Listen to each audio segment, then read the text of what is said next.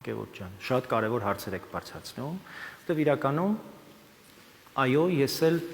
թղթի վրա ստորագրված որևէ խաղաղության չեմ հավատում։ Եվ մենք ընդհանրապես պիտի կարողանանք ստեղծել պետություն,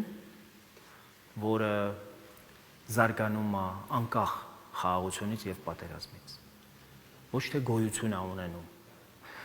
Մենք պիտի կարողանանք այնպիսի կառուցվածք տալ մեր պետական ինստիտուտներին եւ ընդհանրապես մեր պաշտպանական փիլիսոփայությանը ոչ թե ծախսեր կրճատելու որոշում պիտի կայացնենք, հա, միանգամից 15.2%-ով, որը հիմնավորված չի, որևէ բացատրություն չկա սրա, այլ առհասարակ իմ պատկերացմամբ մեր ամբողջ կառավարության կառուցվածքը պիտի լինի անվտանգության եւ պաշտպանության առանցքի շուրջ։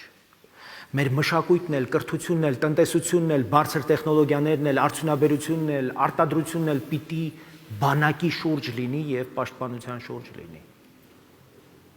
Եվ մենք պիտի շատ կարեւոր